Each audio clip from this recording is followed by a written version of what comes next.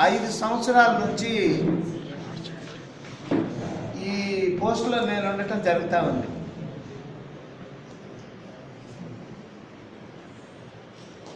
నెలకి కనీసం 4 మీటింగుల్లోనైనా సరే మాట్లాడుతూ ఉంటా.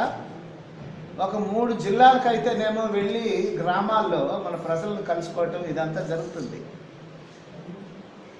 ఇప్పుడు దాకా నేను మాట్లాడినటువంటి వాళ్ళందరూ కూడాను పెద్దోళ్ళు, అంటే పెళ్ళిళ్ళు చేసుకుని ముసలితనంగా ఉన్నవాళ్ళు, వాళ్ళతో వీళ్ళతో మాట్లాడుతూ ఉన్నా. ఉద్యోగస్తులతోటి, తర్వాత ప్రొఫెషనల్స్ తోటి మాత్రమే మాట్లాడుతూ ఉన్నాను ఇప్పుడు దాకా. నాకు ఈరోజు దిగంబర్ కాంబ్లే గారు ఒక మంచి యువతులతోటి మాట్లాడేటువంటి అవకాశాన్ని ఆయన గారు ఏర్పాటు చేశారు.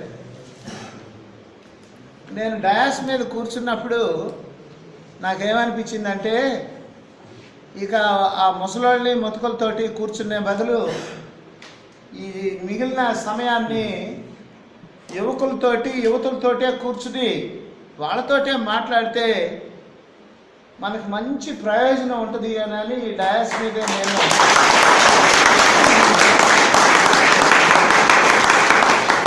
ఒక ఆలోచనకు వచ్చిన. ఎందుకంటే 2 కారణాలు.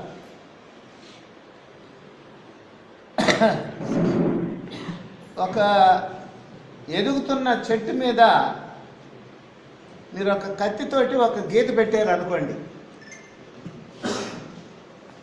ఆ గీత ఆ చెట్టు ఎంతకాలం అయితే ఉంటుందో ఆ గీత అట్లాగే ఉండిపోద్ది. మీరు ఒక చెట్టు మీద, ఎదుగుతున్న చెట్టు మీద ఒక గీత పెట్టారు కత్తితోటి, అది జీవితాంతం ఉంటుంది. ఆ చెట్టు ఎంతకాలం అయితే ఉంటుందో అంతకాలం ఆ గీత ఉంటూనే ఉంటుంది. మీ మనసులో ఇప్పుడు మీరు చిన్నపిల్లలు, ఇంకా మీకు యుక్త వయసు కూడాను రాలేదు, మీ చదువులు కూడా ఇంకా పూర్తి కాలేదు, ఒక మంచి వయసు మీది. ఈ వయసులో గనక మీరు ఏది విన్నా సరే, ఏది మీరు ఆలోచన చేసినా సరే, ఏ అభిప్రాయానికి మీరు వచ్చినా కానీ అది జీవితాంతం కూడాను ఉంటుంది. కాబట్టి ఈ సమయంలో మీకు బాబాసాహెబ్ గారిని గురించి కనుక మీరు కనుక తెలుసుకున్నారు అని అంటే, ఆయన పోరాటాన్ని గురించి తెలుసుకున్నారు అని అంటే, మీ జీవితము సుఖంగా ఉంటుంది, సంతోషంగా ఉంటుంది, తర్వాత ప్రాస్పరస్గా కూడాను తయారయ్యేదానికి అవకాశం ఉంటుంది. కాబట్టి మీ వయసు పిల్లల్ని ఈరోజు మీతోటి మాట్లాడేటువంటి అవకాశం దొరికినందుకు మీ కార్యకర్తలందరికీ మరొకసారి ధన్యవాదాలు. ఈ రకమైనటువంటి సమతా సైనిక దళ ట్రైనింగ్కి మీరు ఉత్సాహంగా వచ్చి ఒక 3 దినాలు పార్టిసిపేట్ చేస్తున్నాం అనే పార్టిసిపేట్ చేసి జీవితంలో ఉపయోగపడే విధంగా జీవించవచ్చు అని మీరు వచ్చినందుకు మీకు కూడాను నా ధన్యవాదాలు మరొకసారి చెప్తాను.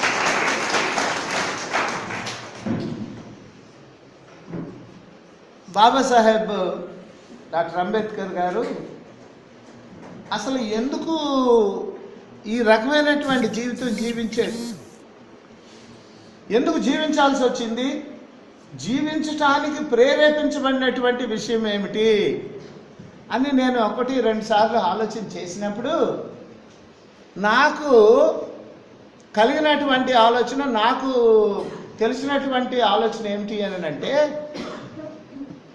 బాబాసాహెబ్ డాక్టర్ బిఆర్ అంబేద్కర్ గారు పుట్టిన తర్వాత ఒక 2 సంవత్సరాలకే వాళ్ళ ఫాదరు రిటైర్ అయిపోయారు. మిలిటరీలో ఒక స్కూల్ ఉంది, ఆ స్కూల్లో హెడ్ మాస్టర్గా ఉంటున్నారు వాళ్ళ ఫాదర్. బాబాసాహెబ్ పుట్టిన తర్వాత 2 సంవత్సరాలకి వాళ్ళ ఫాదరు రిటైర్ అయిపోయారు. రిటైర్ అయిపోయిన తర్వాత ఇక అక్కడ ఉండడానికి అవకాశం లేదు. అందుకని ఆయన ఒక ప్రదేశానికి వెళ్ళాడు. ఆ ఊరు పేరు ఏం పేరు అని అంటే దాపోలి. ఆ ఊరు పేరు దాపోలి. ఎందుకు వెళ్ళాడయ్యా అని అక్కడికి అని అంటే తనకి ఎక్కువ మంది తెలిసి మిలిటరీలో పనిచేసి ఎక్కువ మంది తెలిసినటువంటి వాళ్ళు ఆ ఊర్లో ఉన్నారు. ఎక్కువ మంది ఆ ఊర్లో తన ఫ్రెండ్స్ ఉండటం మూలంగా తన ఫ్రెండ్స్ తోటి తన జీవితాన్ని గడుపుదాము, తన కుటుంబ జీవితాన్ని బ్యాలెన్స్ జీవితాన్ని గడుపుదాము అని దాపోలు వెళ్ళటం జరిగింది. బాబాసాహెబ్ గారిని కూడాను తీసుకెళ్ళి చిన్నపిల్లవాడు కదా. ఒక 2-3 సంవత్సరాలు ఉన్న తర్వాత ఆయనకి 50 రూపాయలే పెన్షన్ వస్తుంది. దాంతో కుటుంబాన్ని గడపటం చాలా కష్టం అవుతుంది.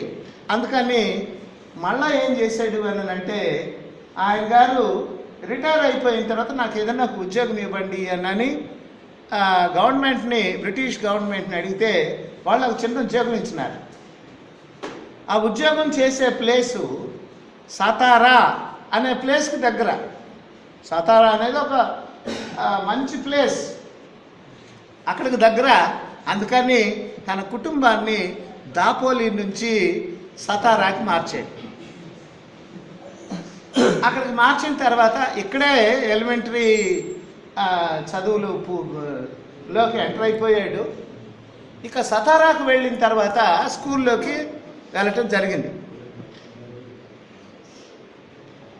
అక్కడ ఒక హై స్కూలు, అది మీరు ఎప్పుడన్నా పోయినప్పుడు ఆ స్కూల్ హెడ్ మాస్టర్ గారిని అడిగితే బాబాసాహెబ్ చదువుకున్న రూము, తర్వాత ఆయన పేరు, తర్వాత ఆయన సంతకం, ఆయన పుట్టిన తేదీ, అవన్నీ కూడాను రిజిస్టర్లో ఉంటాయి. అదంతా కూడాను మీకు చూపిస్తారన్నమాట. సో సతారాలో చేరి చదువుకుంటా ఉన్నాడు పిల్లాడు. దురదృష్టవశాత్తు అక్కడే వాళ్ళ అమ్మగారు చనిపోవటం జరిగింది. మీరు పోయినప్పుడు దయచేసి అమ్మగారి సమాధిని కూడాను మీరు అక్కడ చూడొచ్చు. ఆయన గారు మిలిటరీలో పనిచేశారు కాబట్టి ప్రభుత్వం ఆయనకి ఒక 5 ఎకరాల భూమి సతారాలోనే ఇచ్చారు. తనకి ఇచ్చినటువంటి భూమిలోనే ఆవిడ గారి సమాధిని పెట్టుకోవడం జరిగింది.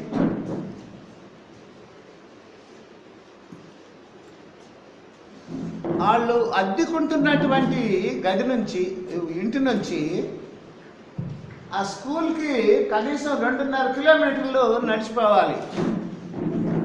అలా ఎంత దూరం ఉంటుంది అని నేను కారులో పోయి వాళ్ళు ఉంటున్న స్కూల్ ఇంటి నుంచి స్కూల్ దాకా ఎంత ఉంటుంది అని మీటర్ కూడా వేసి చూస్తే దానికి సుమారుగా 3 కిలోమీటర్ల దాకా వచ్చింది. నడుచుకుంటా వెళ్ళాడు, నడుచుకుంటా వచ్చి చక్కగా చదువుకుంటా ఉండేవాడు.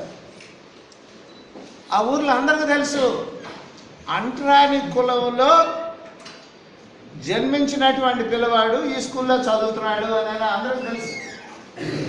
సో అందరేమో ఒక పక్కన కూర్చుంటే ఈ పిల్లవాడు ఒక కార్నర్లో కూర్చుని చక్కగా చదువుకుంటా ఉండేవాడు. ఒకరోజు బాగా ఇది పెరిగింది, తల పెరిగింది.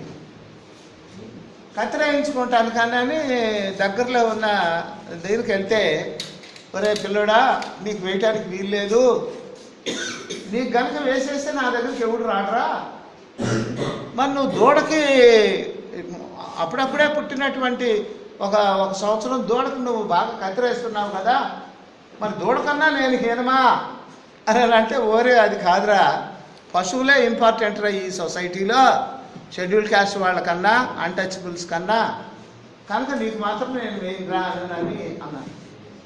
ఆ పిల్లాడు మనసులో చివుక్కుమంది, ఇదేంటి ఇది, నన్నేమో క్లాసులోనేమో ఒక పక్క ఒక కార్నర్లో కూర్చోబెడుతున్నారు, ఆడనేమో కత్తిరేయమంటే వాడేయట్లేదు, తర్వాత ఎక్కడ పడితే అక్కడ మంచినీళ్ళు, ఆ స్కూల్లో కూడాను మంచినీళ్ళు ఏమో తాగనివ్వట్లేదు, ఇదేదో భయంకరమైనటువంటి పరిస్థితి అని ఆ లేత వయసులో ఎంత గాబరా చెందాడో చెప్పడానికి వీల్లేదు. సో అంటరాని వాళ్ళు అని అంటే చాలా అన్యాయంగా జీవించాలి, ఈ అంటరానితనం అనేది ఈ దేశంలో ఉంది, ఈ ప్రాంతంలో ఉంది. ఇది ఎందుకు వచ్చింది అని అంటే, ఈ దేశంలో కులం ఉంది కాబట్టి. కులాల దేశం ఇది, మామూలు దేశం కాదు ఇది.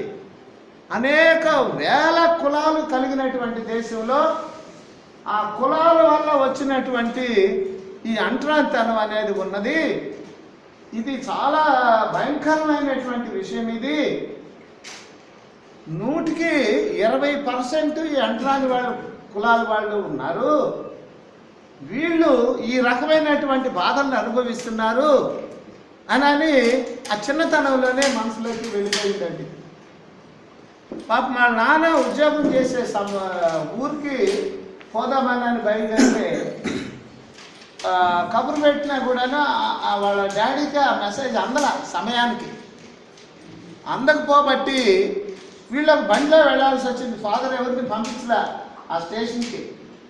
బండిలో వెళ్తున్నప్పుడు ఆ బండివాడు కూడాను కొద్ది దూరం వెళ్ళిన తర్వాత తెలుసుకుని, అబ్బాయి మీరు అంటరాని కులం, నా బండి మీద ఎక్కారు, బాగానే ఉంది, అయితే దిగి వెళ్ళిపోండి. మిమ్మల్ని కనుక నా బండిలో కనుక చూస్తే ఇంకెవడికి నా బండిలో ఎక్కడరా అని కూడాను అన్నా కూడాను, అయ్యా ఎక్కువ డబ్బులు ఇస్తాము, దయచేసి మా నాన్న దగ్గరికి తీసుకోమని అని బ్రతిమలాడితే సరే తీసుకుపోయి. చిన్నపిల్లలు బాగా దాహం వేస్తుంది, పోయి ఆ కుళాయి దగ్గర మంచినీళ్ళు తాగుదాము అని అంటారా, పిల్లలు మీరు అంటరాని పిల్లలు, అదిగో ఆ మురికుంట్లో నీళ్ళు తాగండి అని. ఇట్లా బాబాసాహెబ్ అంబేద్కర్ గారు అనేక రకాలైనటువంటి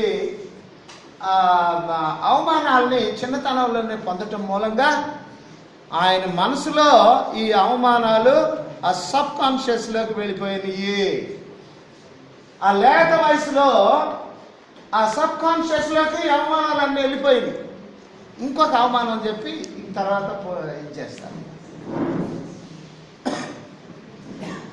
అంటే సతారా నుంచి బాంబేకి వచ్చిన తర్వాత హై స్కూల్లో మాస్టర్ ఏమన్నాడంటే, రే ఈ లెక్క ఎవడు చేస్తాడు రా అని అడిగాడు. అందరిని అడుగుతామంటే ఎవడు చెప్పలేకపోతున్నాడు.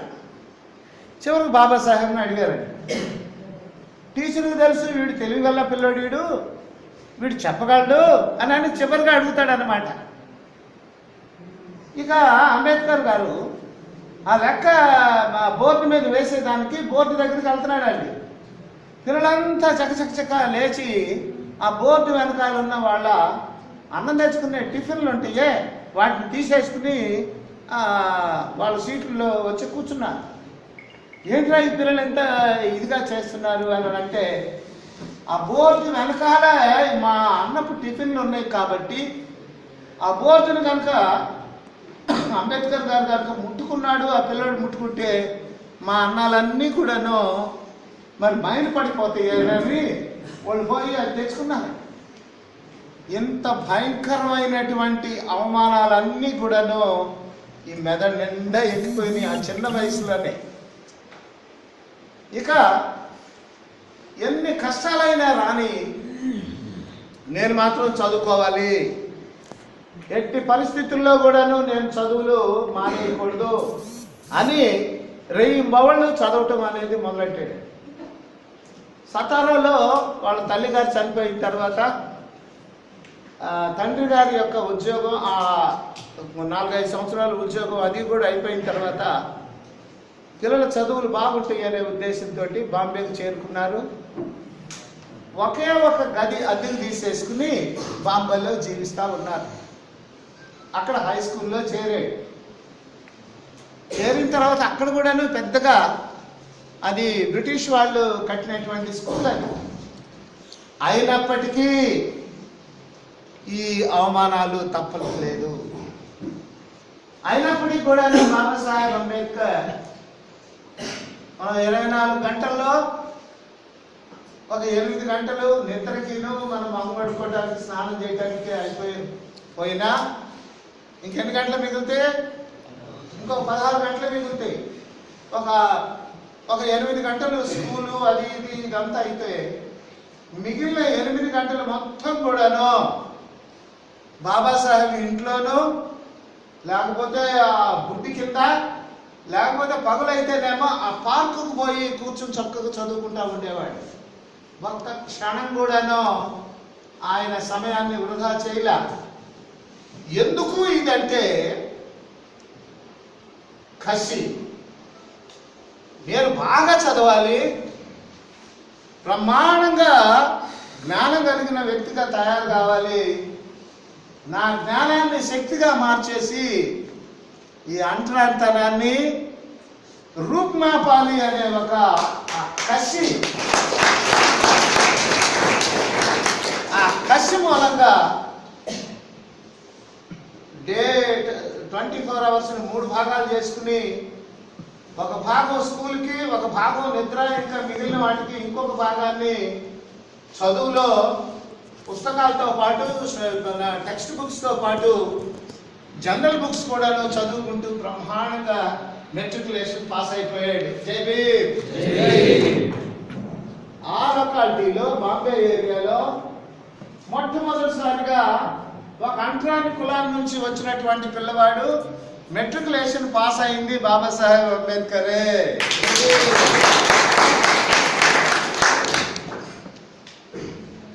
మన సమయాన్ని 3 భాగాలు చేసుకోవాలి. ఒక భాగం నిద్ర అబ్లూషన్కి పెట్టుకోండి, ఒక భాగాన్ని మీ చదువులకి, స్కూల్కి వెళ్ళి రావడం దీనికంతటికి పెట్టుకోండి.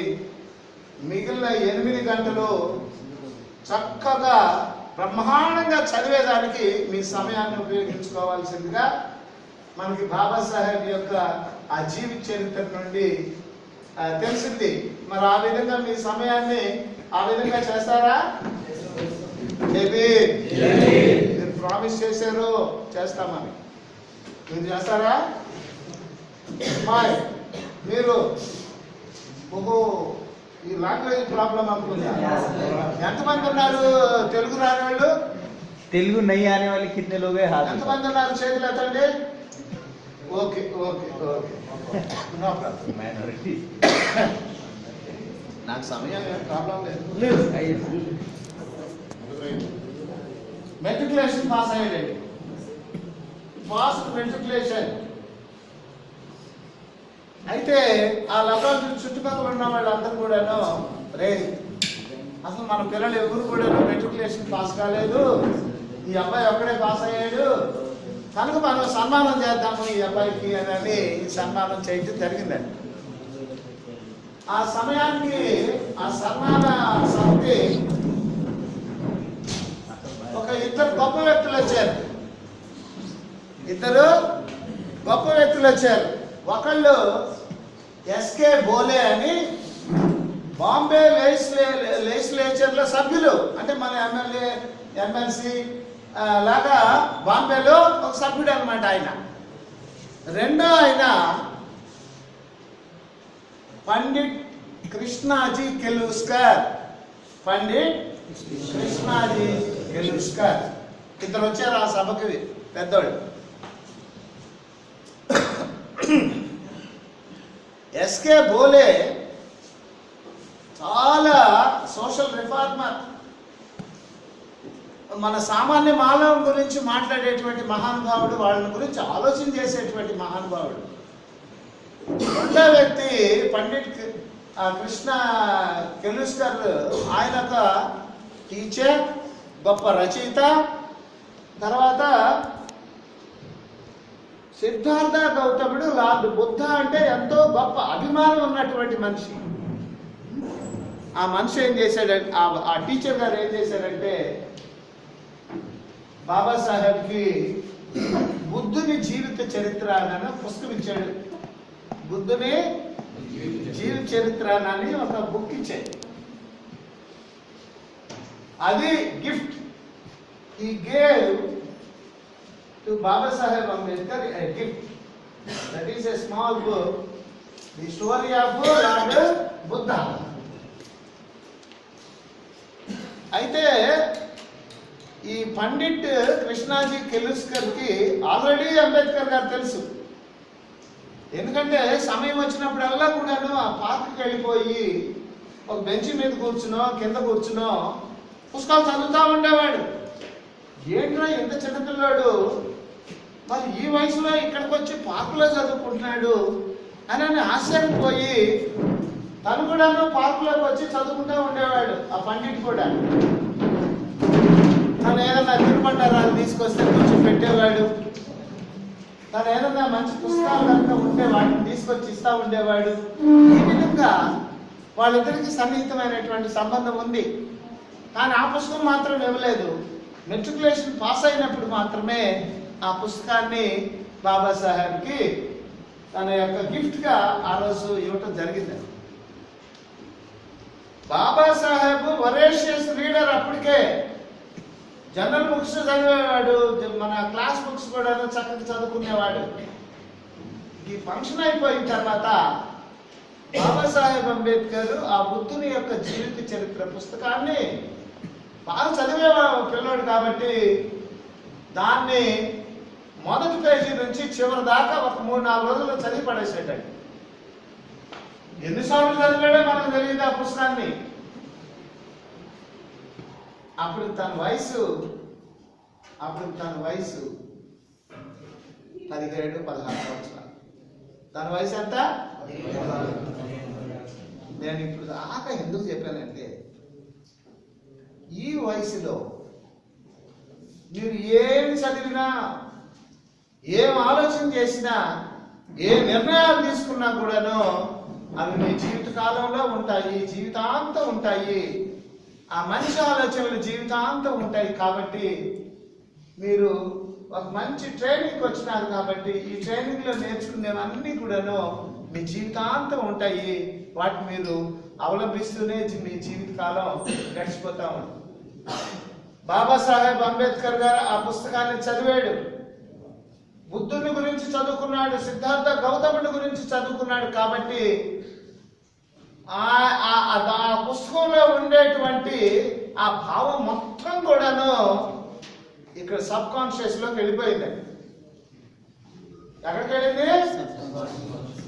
ఒక్కసారి సబ్ కాన్షియస్ లోకి వెళ్ళినటువంటి ఆలోచనలు, ఆ జ్ఞానము జీవితాంతం ఉంటుంది, జీవితాంతం ఉంటుంది. ఇందాక ఆ చెట్టు మీద మీరు ఒక కత్తితో గీత పెడితే ఏ విధంగా అయితే ఆ చెట్టు ఈ ఆపేసేయండి అమ్మ, ప్లీజ్ ఫ్యాన్ ఆపేయండి. ఒక 15-20 నిమిషాలు ఓపిక పట్టండి. లేకపోతే జీవితాంతం ఆయన చదివిన దానిని ఈ సబ్ కాన్షియస్ లోకి వెళ్ళడం మూలంగా ఎందుకురా ఈయన ఎంత పిచ్చి ఈ షెడ్యూల్ క్యాస్ట్ వాళ్ళని, ఈ వేకర్ సెక్షన్స్ ని నేను బాగు చేయాలి అనే నిర్ణయానికి ఎందుకు రావాల్సి వచ్చింది అని అంటే, నాకు వచ్చినటువంటి ఆలోచన ఏమిటి అని అంటే, ఎందుకు వచ్చాడు ఈ నిర్ణయానికి అని అంటే, ఆ బుద్ధుని యొక్క జీవిత చరిత్ర చదవటం మూలంగానే, బాబాసాహెబ్ ఆ లేత వయసులో చదవటం మూలంగానే ఆయన ఈ కంక్లూషన్కి వచ్చినాడు అనేది నాకు అనిపించి మీకు ఈ విషయాలన్నీ చెప్పాను. బాబాసాహెబ్ జీవించినంత కాలం ఆ పుస్తకంలో తను నేర్చుకున్నటువంటి ఆ జ్ఞానం తన జీవిత పర్యంతం కూడాను ఉపయోగించుకున్నాడు, దాన్ని అవలంబించాడు. దాని మూలంగానే బాబాసాహెబ్ చాలా గొప్ప వ్యక్తిగా మారాడు.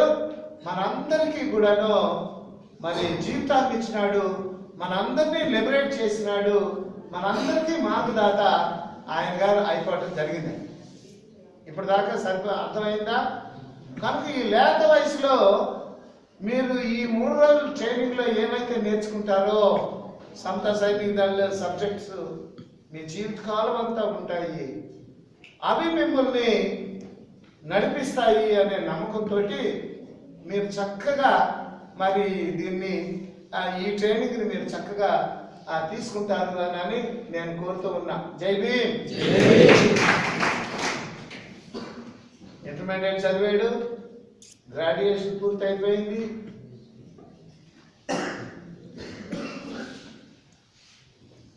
బరోడా మహారాజ్ గారి యొక్క ఆర్థిక సహాయంతో అమెరికా వెళ్ళాడు.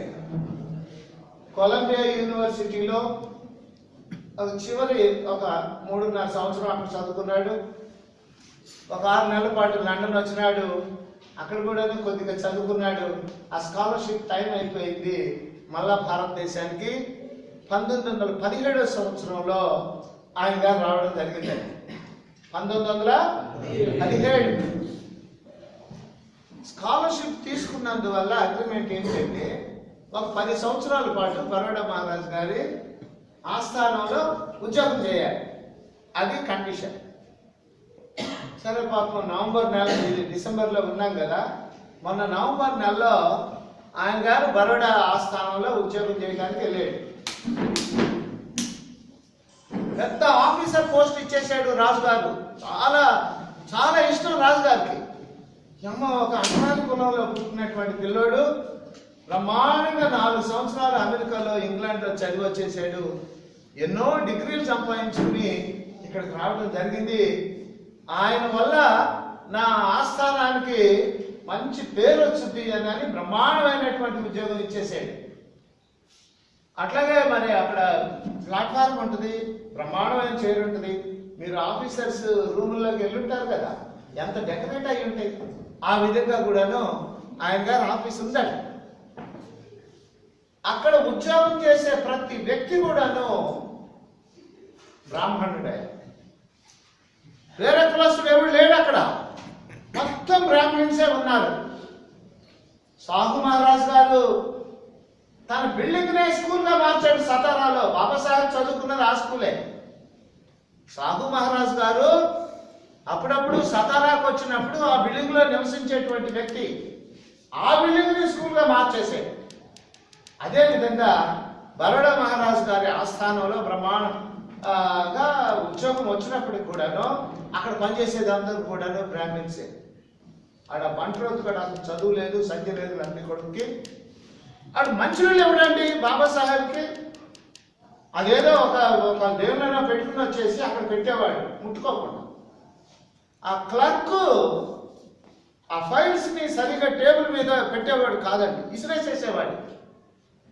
అంత అవమానంగా చూశారు అక్కడ కూడా. ఇల్లు ఇవ్వలేదండి ఎప్పుడు కూడా. హోటల్లో కొంచెం ఏం తెలియనట్టుగా పోయి హోటల్లో అన్నం తింటా ఉండేవారు. సరే ఎట్లాగో ఒక పార్సీ ధర్మశాలలో ఒక రూమ్లో చేరాడు. 2-3 రోజుల్లోనే తెలిసిపోయింది ఇతను అంట్రాని కులానికి సంబంధించినటువంటి వ్యక్తి. ఇతను కనుక మన హోటల్లో ఉంటే వేరే వాడు ఎవడు రాడు, మన హోటలే మైరు అయిపోద్ది అని ఆ పెట్టే బేడా తీసి బయటపడేశాడు. అని వెళ్ళిపోయా ఏడ్చుకుంటా ఆ పెట్టెలు, ఆ సామాను అది తీసుకుని బరోడా రైల్వే స్టేషన్కి వచ్చాడు. ఒక 3 గంటల సేపు ఏడ్చాడాయా. ఏంట్రా ఇది?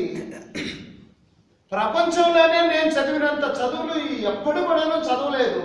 ప్రపంచంలో కూడా ఎవరు చదవలా, మహా అయితే 2-3 చదువుకుంటారు. భారతదేశంలోనైతే అసలు ఎవడు చదవలేదు నేను చదివినంత చదువులు.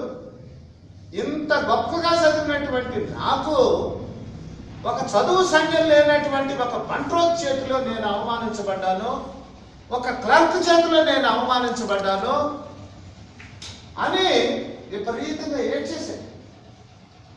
ఆ ఏడుపులో నుంచి అప్పటికే బుద్ధుని యొక్క ఆ జీవిత చరిత్ర చదువుకున్నాడు కాబట్టి మొట్టమొదటి డెసిషన్ ఏం తీసుకున్నాడంటే, ఇక నా జీవితాన్ని నన్ను నేను లిబరేట్ చేసుకోవటానికి, నా ప్రజలందరి యొక్క లిబరేషన్ కోసము నా జీవితాన్ని నేను అంకితం చేస్తున్నాను అని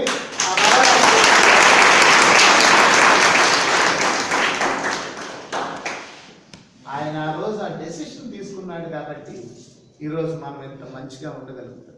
జై భీమ్.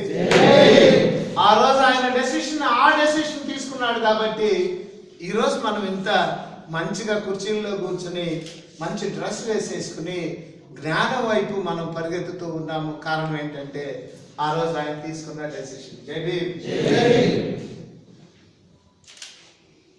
బుద్ధుని యొక్క జీవితం, ఆయన భావజాలము, ఆయన యొక్క గొప్ప ఇదంతా బుర్రలో ఉంది. వేసినటువంటి ప్రతి అడుగు కూడాను దాని ప్రకారమే వేశాడు. ఇది మొట్టమొదటి అడుగు. బాబాసాహెబ్ వేసినటువంటి మొట్టమొదటి అడుగు ఏంటి? ఈ లోకంలో ప్రతి ఇంట్లో కూడాను ఏదో రకమైనటువంటి దుఃఖం ఉన్నది. ఈ లోకంలో ప్రతి ఇంట్లో కూడాను ఏదో రకమైనటువంటి టెన్షన్ ఉన్నది.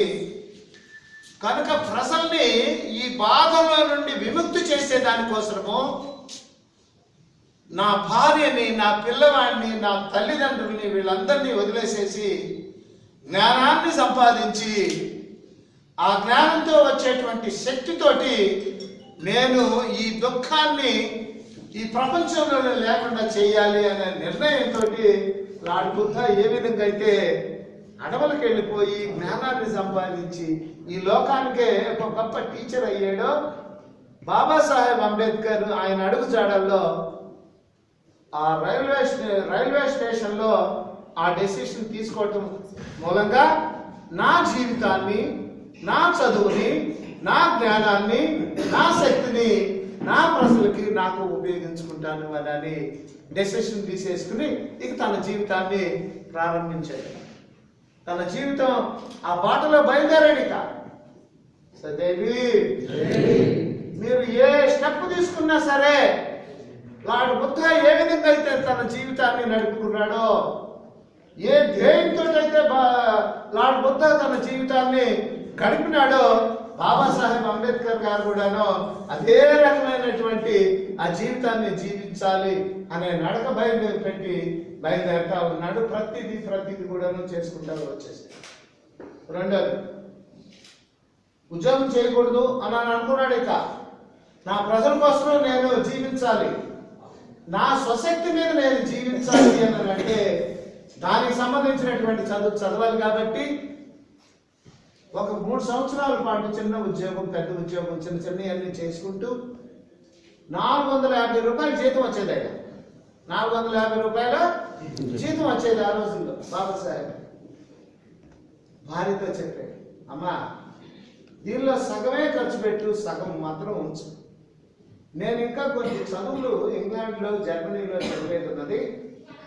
ఆ చదువులు పూర్తయిపోయి మళ్ళీ వచ్చిన తర్వాత నాకు వచ్చే జీతం మొత్తం ఖర్చు పెట్టుకుందు, అప్పుడు దాకా మాత్రం సగం జీతం మాత్రమే నువ్వు ఖర్చు పెట్టు అని అంటే 225 రూపాయలు అట్లా లెక్క పెట్టి అమ్మ బాబాసాహెబ్ గారి ఆ సతీమణి దాచిపెట్టి అదంతా పోగైపోయిన తర్వాత సాహు మహారాజ్ గారు 1500 రూపాయలు ఇచ్చాడు ఆ రోజుల్లో. తర్వాత ఆయన పార్సీ ఫ్రెండ్ ఆయన ఉన్నాడు, ఆయన పేరు గుర్తుగా, పార్సీ ఫ్రెండ్ ఎవరు, ఆయన 5000 రూపాయలు ఇచ్చాడు. సో ఈ డబ్బులన్నీ కూడాను పెట్టుకుని ఇంగ్లాండ్ మళ్ళా 1920లో ఇంగ్లాండ్ వెళ్ళి 3 సంవత్సరాలు అక్కడ వారెట్లా చేశాడు. ఇంకా మిగిలిపోయినటువంటి చదువులను కూడాను పూర్తి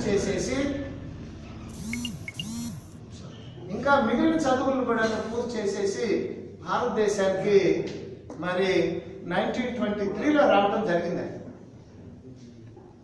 ఇమ్మీడియట్గా హైకోర్టులో మెంబర్ అయిపోయాడు. ఏది లా చేసి వచ్చాడు కదా, బార్ ఎట్లా కంప్లీట్ చేశాడు కాబట్టి ఆ బార్ అసోసియేషన్లో మెంబర్ అయిపోయి ఒక్కొక్క కేసు తీసుకుంటూ తన కాళ్ళ మీద తాను నిలబడటం అనేది మొదలైపోయింది. సో మీరేం చేయాలంటే ఇటువంటి జ్ఞానాన్ని తెలుసుకుని ముందు నా కాళ్ళ మీద నేను నిలబడతాను, నేను బాగా చదువుకుంటాను, నా కాళ్ళ మీద నేను నిలబడిన తర్వాత నాకు ఉపయోగపడే జీవితం జీవిస్తూ నా కమ్యూనిటీకి కూడాను ఉపయోగపడేటువంటి జీవితం జీవించాలి అనే నిర్ణయము మీరు తప్పనిసరిగా ఈ వయసులో, ఈ టైంలో మీరు తప్పనిసరిగా తీసుకోవాలి అని నేను మనసారా కోరుకుంటున్నాను. జై భీమ్. 1924 అయ్యా మీరు ఎప్పుడు ఆపమంటే అప్పుడు ఆపుతా. ఓకే, అప్పుడు దాకా కంటిన్యూ చేస్తా. భోజనం రెడీ అయిపోయింది, మీరు ఆపేసేయండి అని అంటే అప్పుడు దాకా చెప్పుకుంటాను. 1924 సంవత్సరం ఆయన ఎస్టాబ్లిష్ చేసిన ఇన్స్టిట్యూషన్ పేరేంటి చెప్తారా? 1924 బహిష్కృత్ హితకారిణి సభ. బహిష్కృత్ హితకారిణి సభ ఏంటంటే దాని ఎందుకు ఏర్పాటు చేసేదంటే ఆ సభని, నా వాళ్ళు అన్యాయంగా ఉన్నారు, నా కర్మ ఈ విధంగా జీవిస్తున్నాను, నేను అంటరాని వాడిగా పుడుతున్నాను, అంటరాని వాడిగా పెరుగుతున్నాను, అంటరాని వాడిగా చచ్చిపోతున్నాను, నా తలరాత ఇట్లాగే ఉంది అని ఆ నిస్సహాయ స్థితిలో జీవిస్తూ ఉన్నారు, సప్రెషన్లో జీవిస్తూ ఉన్నారు. వాళ్ళని నిద్ర మేల్కొనిపే దానికోసం అని ఈ బహిష్కృత హితకారిణి సభ అనేది పెట్టాడు. ఇటు లాయర్ ఉద్యోగం చేసుకుంటూ ఖాళీ సమయాల్లో ఈ సభ తరపున కొన్ని వందల మీటింగ్లు ఆ మహారాష్ట్ర మొత్తంలో, ముఖ్యంగా కొంకన్ ఏరియాలో, పూనా, సతారా ఈ ప్రాంతాలన్నింటిలో కూడాను మన ప్రజలకి విలువైనటువంటి సమాచారం చెప్తూ, మంచి మాటలు చెప్తూ ఆయన ఆ ఏరియా మొత్తం మరి తిరగటం జరిగిపోయింది. ఆ రోజుల్లో మైకులు ఏమైనా ఉన్నాయా, సరైన బస్సులు ఉన్నాయా, ఏమన్నాయి సరిగా? మన సార్కి డబ్బులు కూడా లేవు కారులో తిరిగేదానికి.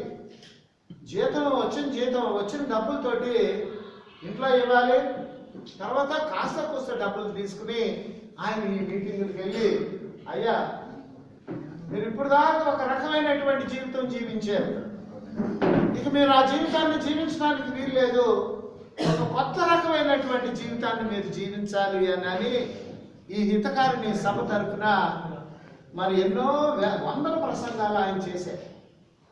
మీలో ఏం జరగాలి అని అంటే ఒక గొప్ప మార్పు రావాలి, మీ ఆలోచనల్లో మార్పు రావాలి, మీ కార్యక్రమాల్లో, మీ చేతల్లో మార్పు రావాలి, మీ మాటల్లో కూడాను తప్పనిసరిగా మార్పు వచ్చింది అని అంటే మనం విజయం వైపు నడుస్తాము అనే ఆ మంచి సందేశం చెప్పుకుంటూ బాబాసాహెబ్ అవన్నీ కూడాను బాగా తిరగటం మొదలెట్టాడు.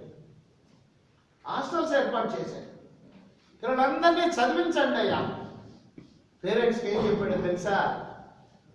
పేరెంట్స్కి ఏం చెప్పాడంటే, ఒరే మీరు పెళ్ళిళ్ళు చేసుకున్న తర్వాత మీ జీవితం ఎట్లా ఉండాలి అని అంటే, మీరు ఒకరు ఇద్దరు పిల్లల్ని కన్న తర్వాత నా పిల్లల్ని నేను ఇప్పుడున్నటువంటి స్థితిలో నుంచి ఉన్నతమైనటువంటి స్థితిలోకి తీసుకెళ్ళాలి అనే ఉద్దేశంతో ఆయన చెప్పడం మొదలెట్టాడు. ఇక్కడ ఒక చిన్న ఇదే, మీ ఇంట్లో ఒక ఏది ఉంది అనుకోండి, దానికి ఒక ఏదో పుట్టింది, అవునా? ఒక 10 రోజులు 15 రోజులు అయిపోయిన తర్వాత వాళ్ళ అమ్మతో పాటు గడ్డి మేయటానికి వెళ్ళిపోద్ది, అవునా కాదా? ఆ తల్లి ఆ గడ్డి తీసుకొచ్చి పెట్టలేదు కదా, అవునా కదా? సో గడ్డి తినేదానికి తన తల్లితో పాటు వెళ్ళిపోతాయి. మరి మీరు మాత్రం ఆ పని చేయదురా, మీరు మాత్రం ఆ పని చేయదురా. మీరు పశువుల కన్నా తెలియగలిగినటువంటి వాళ్ళు, మీ జ్ఞానం ఉన్నది, వివేచన శక్తి మీలో ఉంది, మీతో పాటు కూలికి తీసుకెళ్ళొద్దురా పిల్లల్ని. మీతో పాటు మీరు అట్లా కనుక పిల్లల్ని కనుక కూలికి కనుక మీతో పాటు కనుక తీసుకుపోయారు అని అంటే ఆ పశువుకు మీకు ఏమన్నా తేడా ఉందిరా? ఆ పశువుకి మీకు ఏమన్నా తేడా ఉందిరా? పశువుల్లాగా మాత్రం జీవించొద్దు. పశువు కన్నా మీరు తెలివిగల వ్యక్తులు కాబట్టి ఆ పశువు తన కూతుర్ని కానీ కొడుకుని కానీ ఏ విధంగా అయితే గడ్డి మేయటానికి తీసుకెళ్ళొద్దో, మీ పిల్లలు మాత్రం దయచేసి ఆ విధంగా తీసుకెళ్లకుండా ఒక 25 సంవత్సరాల పాటు మీ పిల్లల కోసమే కనుక మీరు కనుక జీవించిన పక్షంలో మీ పిల్లలు ఉన్నతమైనటువంటి స్థితికి వెళ్ళటానికి అవకాశం ఉంటుంది. కాబట్టి దయచేసి మీ పిల్లల మొత్తాన్ని చదివించండి. మనకు వేరే ఆస్తిపాస్తులు ఏమి లేవురా. మనకు ఏమైనా ఉన్నాయా ఆస్తిపాస్తులు? ఏమి లేవు. మన కూలే మన ఆస్తిపాస్తులు, ఈ చేతులు కాళ్ళే మనకున్నది. వీటిని జాగ్రత్తగా వాడుకుని ఈ చేతులు కాళ్ళు మీ పిల్లల్ని బ్రహ్మాండంగా చదివించండిరా అని బాబాసాహెబ్ మీ స్థితిలో కన్నా ఉన్నతమైనటువంటి స్థితిలో మీ పిల్లల్ని పెట్టండి. ఆ పశువు ఏ విధంగా అయితే తన పిల్లల్ని మేతకు తీసుకెళ్లొద్దో అట్లా మీరు మీ కూలికి పోయేటప్పుడు మీ పిల్లల్ని తీసుకెళ్లకుండా మీ పిల్లలకు చదివించండి అని బాబాసాహెబ్ అనేకమైన మీటింగ్స్ లో చెప్పడం జరిగిందండి. జై భీమ్. మీరు పెద్ద అయిన తర్వాత లేదా ఈ వయసులోనే అయినా సరే మీ తల్లిదండ్రులకు మీరు వందనాలు చెప్పుకోండి. కారణం ఏంటంటే వాళ్ళతో పాటు కూలికి తీసుకెళ్లకుండా మిమ్మల్ని చదివిస్తూ ఉన్నారు మీ తల్లిదండ్రులు. ఎంత మంచి పని చేస్తున్నారు మీ తల్లిదండ్రులు, అందుకు మీరు ఎంతగానో మీ తల్లిదండ్రులకు రుణపడి ఉన్నారు.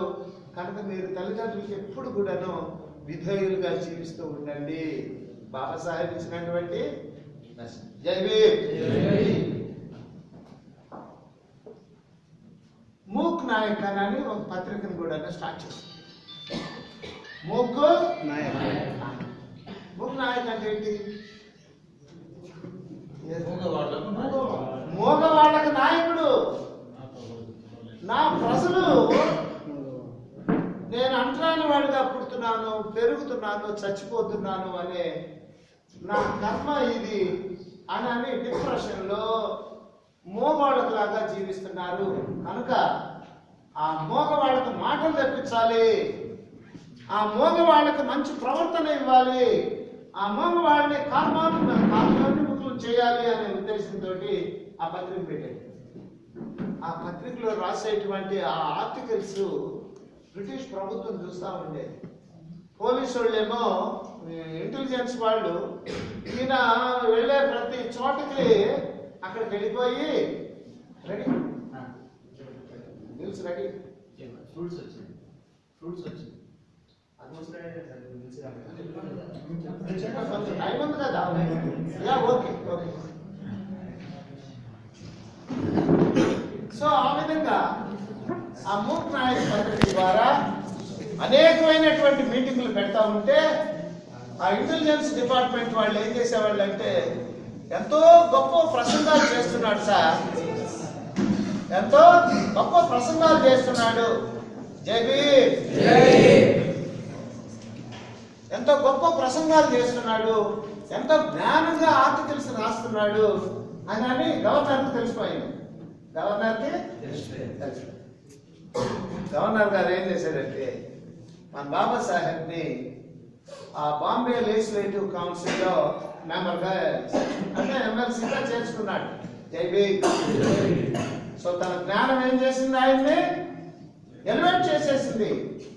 ఒక గవర్నమెంట్ లోనే కౌన్సిల్ మెంబర్ గా అయిపోయాడు. 1923 ఎప్పుడు 1927లో అయ్యాడండి. అయితే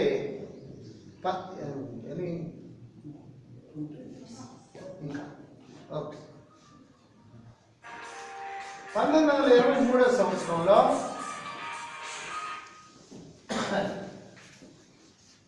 ఎస్కే బోలే ఆయన మెట్రికులేషన్ పాస్ అయినప్పుడు వచ్చినాడు అని చెప్పానే, ఆయన బాంబే లెజిస్లేటివ్ ఆ సభలో అసెంబ్లీలో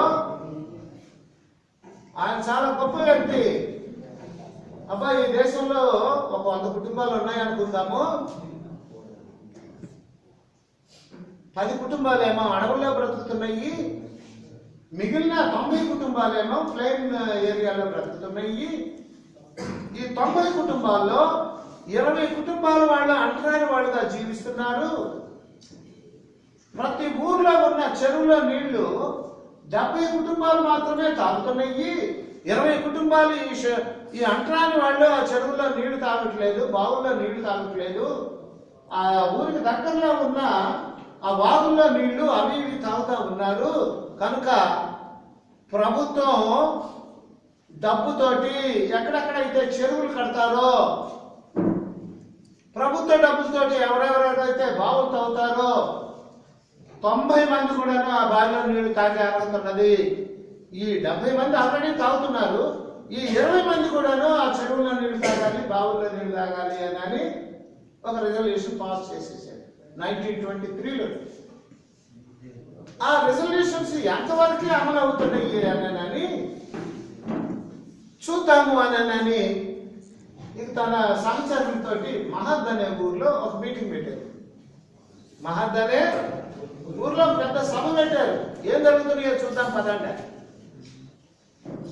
ఉదయం సభ అయిపోయింది, సాయంకాలం సభలో ఒక అతను ఏమన్నాడు అంటే, అయ్యా ఈ సభలో మీ భోజనాలు అవి ఇవి పెట్టేదానికి మంచినీళ్ళ కోసం నేను 40 రూపాయలు ఖర్చు పెట్టాల్సి వస్తుంది.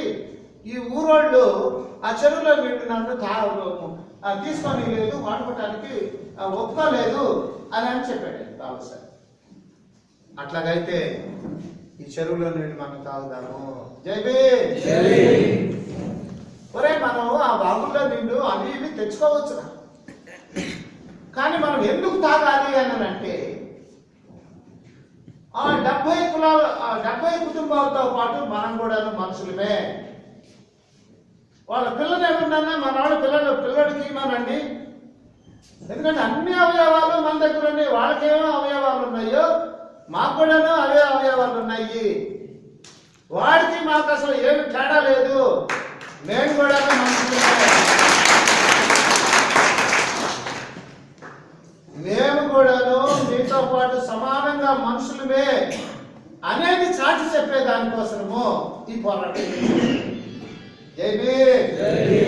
మేము కూడాను మనుషులమే. మనిషికి కావలసినటువంటి హక్కులు, సివిల్ రైట్స్, హ్యూమన్ రైట్స్, ఇవన్నీ మనం ఎస్టాబ్లిష్ చేసుకునే దానికి ఈ పోరాటం చేద్దామని మొట్టమొదటి పోరాటం మహాద్లో ఆ చౌదరి ట్యాంక్ దగ్గర చేయడం జరిగింది. ఈ రోజుల్లో ఏమన్నా మన నీళ్లు మనకున్నాయి, అటువంటి రిస్ట్రిక్షన్స్ చాలా తక్కువ కనిపిస్తాయి. కారణం ఏంటంటే బాబాసాహెబ్ ఏర్పాటు చేసిన మొట్టమొదటి పోరాటం. ఈరోజు మనం నీళ్లు కలుగుతున్నాము అని అంటే బాబాసాహెబ్ మనకే నీళ్ళు ఇచ్చాడు. టాయిలెట్ ఓపెన్ గా అందరికి దొరుకుతుంది, కానీ నీళ్ళు అన్ని చోట్ల దొరకదు. ఆయన మనకు నీళ్ళు ఇచ్చాడు. మనం సమానమే, మిగిలిన 90 కుటుంబాలతో సమానమే, మనం మిగిలిన వాళ్ళందరితో సమానమేనని డిక్లేర్ చేసినటువంటి మొట్టమొదటి ఆ పోరాటమే మహత్సభ పోరాటం. అయితే 10,000 మంది రెండో రోజు 10,000 మంది, 4 చొప్పున. అప్పటికే తన తండ్రితో పనిచేసినటువంటి సైనికుల యొక్క పిల్లలందరూ కూడా వచ్చారు. అక్కడ సైనికులుగా పనిచేసి రిటైర్ అయిపోయి ఉన్న పిల్లలు మొత్తం వచ్చేసారు ఆ సభకి. ఎంత డిసిప్లైన్ తో వాళ్ళు ఉన్నారో చెప్పడానికి వీల్లేదు. మిమ్మల్ని కూడా ఇందాక రిక్వెస్ట్ చేశారు, అయ్యా ఈ 3 రోజులు చాలా డిసిప్లైన్ గా ఉండండి, టీచర్స్ చెప్పిన వాటన్నిటిని క్రమంగా చక్కగా వినండి, వాటిని మీ జీవితంలో ఆచరించండి అని చెప్పారు. బాబాసాహెబ్ ఇచ్చినటువంటి పిలుపు ఆ సమతా సైనిక ఆ సభ్యులకి అప్పటికి ఆర్గనైజేషన్ ఏర్పడకపోయినప్పటికీ కూడాను ప్రతి ఒక్కళ్ళు కూడా సైనికులుగా అక్కడికి రావడం జరిగిపోయింది. సార్ ఇప్పుడు భోజనంతో పాటు అవుతారు, కానీ మరి ఆయన ఇచ్చారు. ఓకే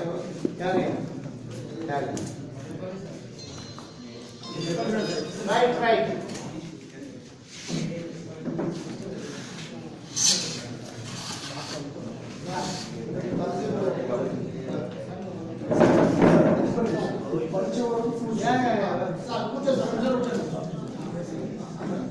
అయితే మిత్రులు ఒక విషయంలో మన్నించాలి, ఈరోజు మొదటి రోజు కార్యక్రమం కాబట్టి మీకు అన్ని రకాల ఫెసిలిటీస్ టైంకు ఏర్పాటు చేయలేకపోతున్నాం.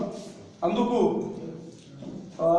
మొత్తం సమతా సైనిక్ దళ్ దీనికి బాధ్యత వహిస్తూ మిమ్మల్ని మరోసారి ఈ విధంగా తప్పు జరగకుండా జాగ్రత్త పడతాం. ఈరోజు మొదటి రోజు కావడంచే దూర ప్రాంతాల నుండి వచ్చిన వాళ్ళు రకరకాల ప్రాంతాలు దిగేసరికి వాళ్ళకు రిసీవ్ చేసి ఇక్కడ వరకు తీసుకురావడానికి చాలా ఇబ్బంది అయింది. కాబట్టి ఇక్కడ ఉన్నటువంటి ఏర్పాట్లు చేయలేకపోయాం. అయితే ఈరోజు సాయంత్రం నుండి యాజ్ ఇట్ ఈస్గా టైం ప్రకారము అనుకున్న దాని ప్రకారమే జరుగుతుంది. అప్పటి వరకు మాత్రం మీరు సహకరించాలని మీకు మనవి చేస్తున్నాను.